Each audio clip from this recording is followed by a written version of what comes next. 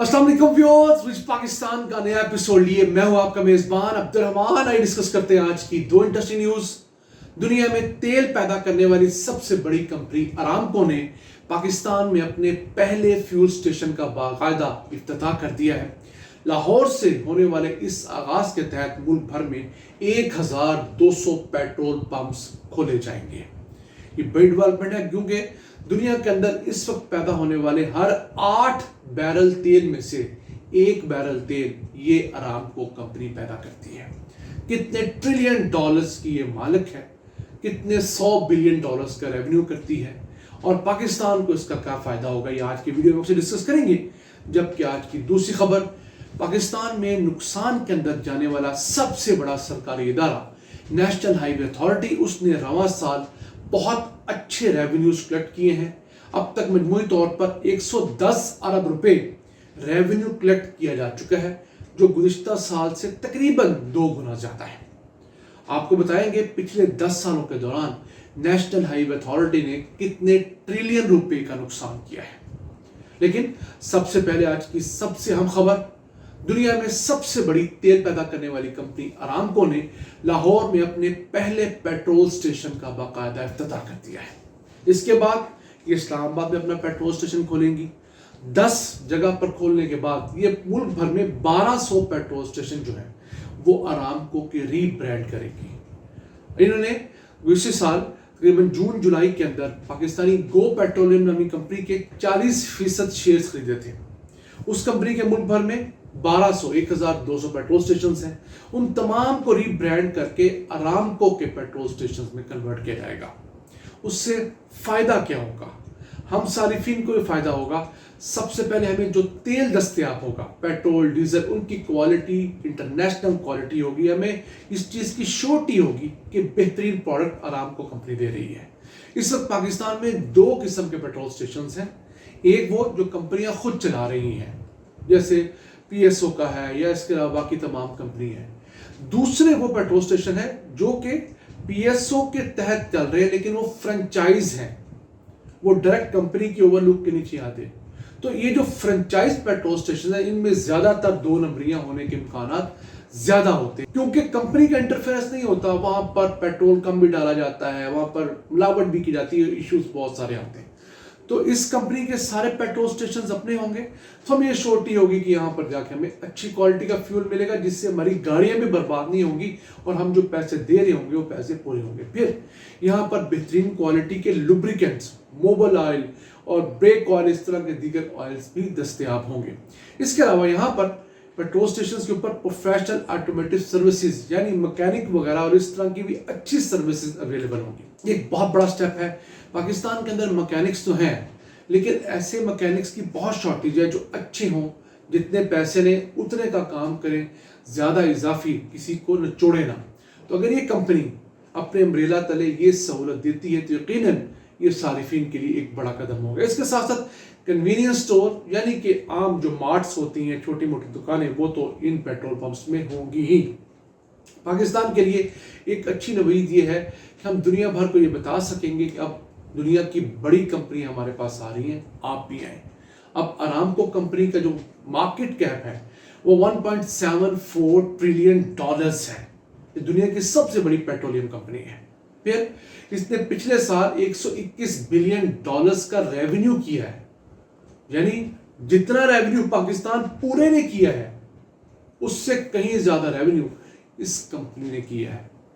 और ये कंपनी मजीद भी पाकिस्तान में इन्वेस्ट करना चाहती है। अब देखते ही हैं कि हमारे यहाँ हुक्मरान, हमारे ब्यूरोक्रेट्स सऊदीज को और बाकी तमाम इन्वेस्टर्स को कितनी सहूलियत देते हैं। अभी गुज़िश्ता रोज ही सऊदी इन्वेस्टर्स ने हुकूमत से शिकवा किया है, अगर आप चाहते हैं कि हम पाकिस्तान के अंदर इन्वेस्टमेंट करें तो आप लोग हुकूमती पॉलिसियों में तसलसल लेकर आएँ।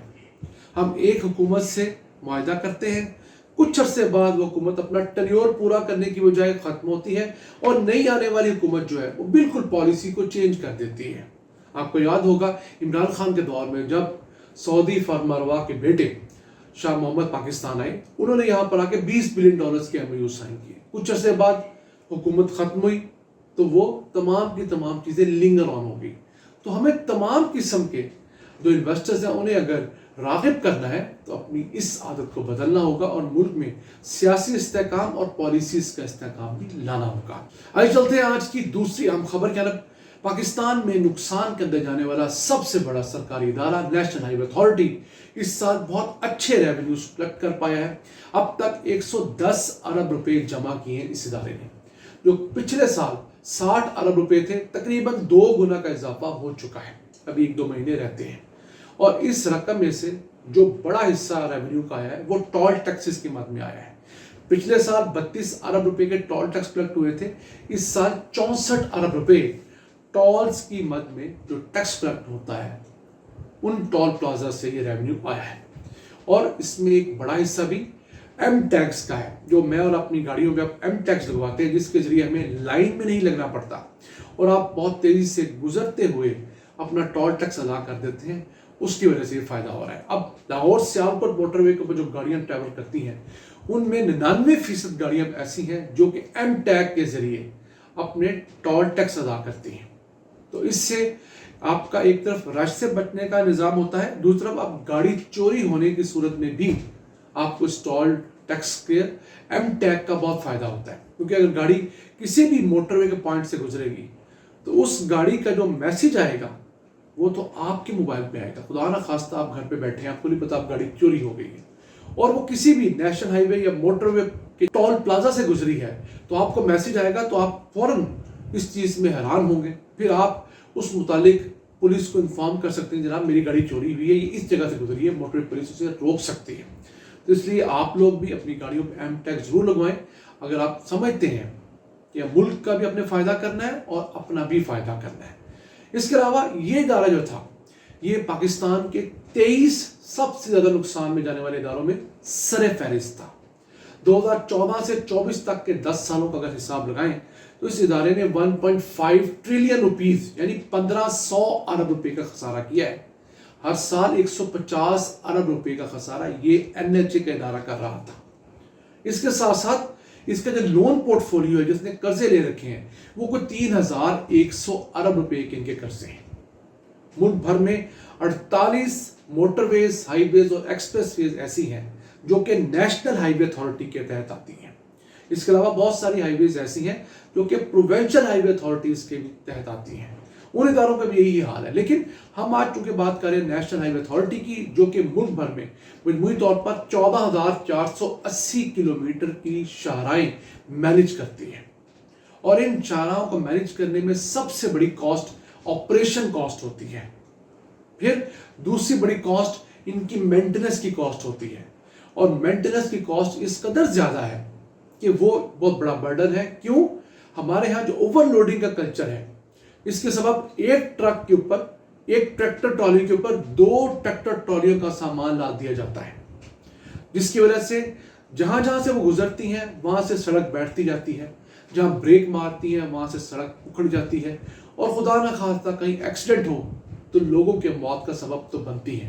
نیشنل ہائی وے اتھارٹی کا جو سب سے بڑا ریونیو ہے وہ یہ ٹول پلازوں سے ہے، یا سروس ایریاز سے، یا وہ دکانیں، وہ جگہیں جو کہ نیشنل ہائی وے اتھارٹی کی جگہ پہ بنی ہوئی ہیں، روڈ سائڈ مین ہائی ویز پہ بنی ہوئی ہیں، اس سے ان کو ریونیو آتا ہے۔ یہ تھا آج کا ایپیسوڈ، ہمیں امید آپ کو پسند آیا ہوگا۔ اپنی سجیشنز، اپنی آراء سے ہمیں آگاہ رکھا کریں۔ اپنے میزبان عبد الرحمان کو اجازت دیجیے۔ اللہ نگہبان۔